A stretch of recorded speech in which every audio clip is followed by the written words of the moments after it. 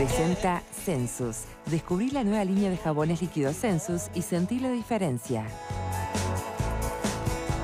Les recuerdo que julio es el mes de la fuerte liquidación de lentes de sol en la óptica de Stella Hinchuk.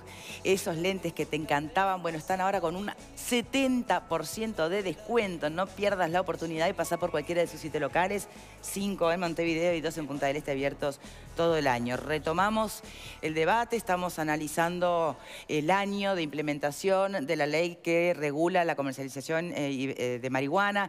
Estaba con nosotros el diputado del Frente Amplio y presidente de la Comisión de Adicciones, Sebastián Sabini, y está Marcos Baudeán, que es sociólogo y docente de la Universidad ORT. Hasta ahora hemos preguntado, desde que es súper debatible la respuesta también, sobre la prevalencia en lo que tenía que ver con la lucha contra el narcotráfico, de la medida y de este primer año de funcionamiento de la ley. Pero hay otras miradas, por supuesto, ¿no? ¿Por dónde le gustaría ir a usted? Me gustaría retomar el tema de la lucha contra el narcotráfico en un aspecto que es sustantivo. Sí. En dos cosas. En primer lugar, que la regulación de la marihuana vino en un paquete que se llamó la Estrategia para la Paz y la Convivencia, de 2012, en el cual la regulación de la marihuana era un aspecto, ¿no? Había otros elementos, entre otros, por ejemplo, todo lo que tiene que ver con la reorganización y la profesionalización de la policía, ¿sí? Cosa que siguió adelante, ¿no?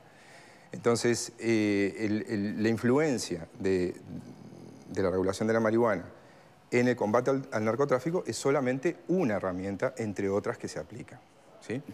Ahora, es una herramienta muy particular, ¿sí? Porque implica una herramienta, si tú querés, de pacificación, ¿sí? Porque tú no estás combatiendo al narcotráfico, persiguiendo a los narcotraficantes, sino armando un mercado legal y, por lo tanto, haciendo desaparecer el mercado ilegal, que genera ganancias muy altas para los narcotraficantes. Ahora, la lucha contra el narcotráfico siguió un camino que es un camino que no es pacificador, que es un camino violento, si uno quiere decir, ¿no? A partir de 2015 empezó una política de combatir a las bocas de venta de drogas, ¿sí? Entre 2015 y 2017, según información que publica el Ministerio del Interior, se cerraron en el entorno de unas 1.200, 1.500 bocas de venta de drogas. Sí, porque se entendió tarde, pero se entendió que las bocas eran la estructura de la organización criminal, de la distribución del narcotráfico. ¿Qué consecuencia tiene el cierre de bocas sobre el mercado de drogas?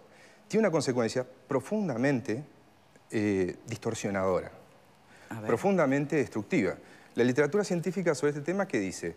A mayor enforcement, a mayor perseguimiento, persecución, perdón, de los narcotraficantes, ¿sí?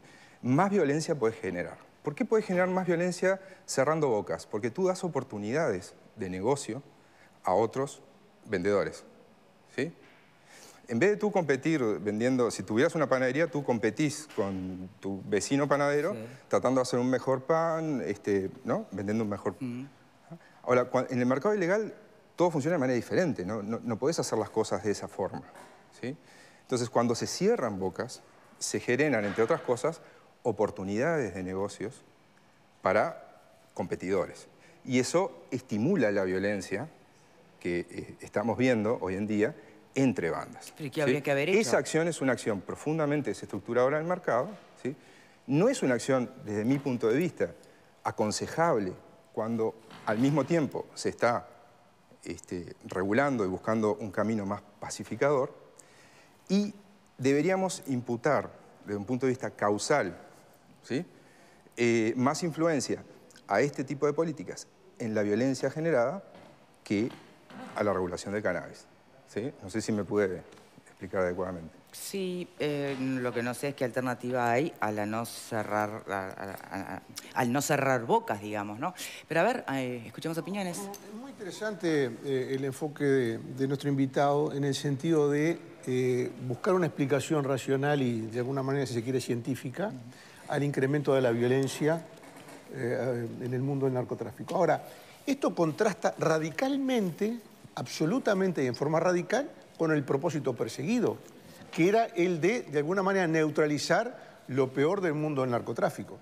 Entonces, da la impresión de que estamos en el peor de los dos mundos posibles.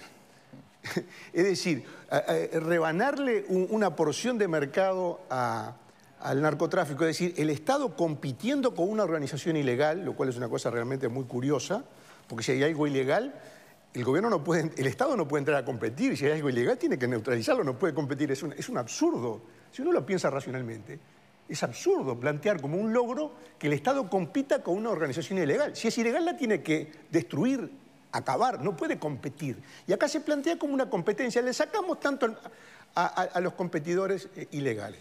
Pero el enfoque de nuestro invitado plantea justamente que el resultado final es el opuesto al buscado. Si la idea era la convivencia, la cuestión pacífica, que la gente puede ir a la farmacia a comprar la marihuana o al club de la cooperativa, no sé cómo se llama, el club de la cooperativa, o no sé, bueno, ¿cómo se llama? Club Canábico. Club Canábico, bueno. Y comprarlo ahí, que todo tranquilo, que nadie se pelea, que es seguro, que... Bueno, muy bien. No está ocurriendo eso. Hay más violencia, hay más muerte, hay más asesinato. Y la cocarda de que le sacamos plata al narcotráfico a mí me provoca amargura. O sea, ¿cómo el Estado puede ponerse como un logro, como una cosa loable, que en lugar de destruir a una cosa ilegal, le hace competencia? Bien, es una mirada. Otra, Alfredo. Sí, las experiencias de represión, creo que lo decía recién Sabini, en el mundo no han prosperado. Yo no veo que vos trates de competir, lo que simplemente decís, frente a esto, este camino que no me da resultado, busco un camino alternativo. Era como la ley seca. Cuando estaba la ley seca, prosperaban los gángsters, Al Capone y toda esa escudería vendiendo el whisky. Tuvieron que darse cuenta que no servía. Evidentemente, yo creo que la prohibición de las drogas hace de que justamente surja ese mercado ilegal. La represión, con mucho mejores armas, estrategia, dinero, etcétera, que todos nosotros, en Uruguay, no funcionó en otros países. O sea que acá tampoco iba a funcionar demasiado. Entonces me parece que es una forma de decir, no es que le vas a competir, estás tratando de sacarle un mercado, tratando de ver la realidad del país de papel al país real. En el país real existe el narcotráfico. Bueno, ¿cómo le saco gente? Bueno, esta es una medida. No sé si es la mejor, si se va a lograr realmente erradicarlo totalmente, pero me parece que es un avance. ¿Tendría que ser con drogas más duras? Tendría que salgan más caras. Yo creo que tendría que ser con todo. Que más que 10 millones, hablemos de cientos de miles de millones. No, tendría que ser con todo. Y me parece que el gran problema que hay, la gran pata que yo le encuentro debilidad a esto es que la legalización de la marihuana para algunas generaciones jóvenes idealiza o minimiza los efectos de la marihuana. Y creo que ahí está fallando. Yo leía recién que por la ley se tenía que haber hecho educación sobre los riesgos del consumo en las escuelas y creo que hay solo un 4% que se hace. O sea que ahí está fallando, porque no me idealicen el tema del consumo de drogas de ningún tipo. Ni el whisky, ni el psicofármaco, ni la marihuana, ni la cocaína. Las drogas son drogas, o sea que... Y el tabaco. Bueno, el tabaco sí, pero no tiene otras cosas. Vamos a dejar el tema así de la perspectiva de salud, ¿no? Y de información en instantes. Pero a ver, cerrando esta primera mirada. Y voy a ser breve, lo prometo. Mi hijo tiene 5 años y yo todavía no, pero está en mis planes potenciales. Supongo que te habrás pasado a vos lo mismo, Vicky. Enseñarle o tratar de transmitirle dos cosas fundamentales. La primera y principal, la libertad. Y la segunda, los riesgos que esto significa. Yo le voy a promover, porque además en mí va a tener un ejemplo, porque soy un gordito gil que solo me intoxico con calorías, ¿verdad? Entonces, yo lo que le voy a decir es, mira, procura no fumar, procura no tomar alcohol y procura no fumar marihuana, fumar tabaco me refiero en primera instancia, ¿no? Ojalá mi hijo sienta que es bueno lo que yo le digo en las 3 cosas. Pero si por algún motivo, haciendo uso de su libertad, entiende que aún así tiene que practicar cualquiera, o le gusta, o intenta practicar cualquiera de esas 3 cosas, yo prefiero que sean cosas reguladas por el Estado. A mí me gusta que las regule el Estado, que las venda el Estado, que controle el Estado, que el Estado defina que lo que se vende bajo el nombre vino sea vino, que lo que se vende bajo el nombre tabaco sea tabaco y lo que se vende bajo el nombre marihuana sea marihuana. Esa es una mala noticia para los bandidos delincuentes y es una buena noticia a la larga potencial para la salud de mis hijos y de los hijos de mis hermanos. Vero. Respecto al tema que hoy traía aquí el invitado, yo recuerdo que cuando esta medida se anunció iba acompañada de otras 14, era un paquete de 15 medidas, porque había pasado un hecho que conmocionó a la sociedad, que había sido el asesinato del planchero de La Pasiva, un hecho que además vimos muchas veces en los medios. Yo creo que la pregunta que debemos hacernos es, ¿esa realidad cambió? ¿Nos sentimos más seguros? Venimos de una semana complicada, ¿no?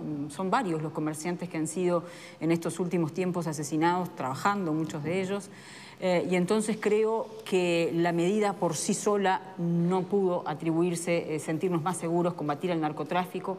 Vamos a cerrar un año muy complicado en materia de crímenes que tienen que ver con ajustes por el narcotráfico, y entonces esta medida sola no sirvió. Creo que sirvió para que muchos que no eran delincuentes ni iban a ser delincuentes se sientan ahora más seguros porque pueden ir a comprarla a la farmacia, pero la red del narcotráfico sigue estando, el mercado se transformó.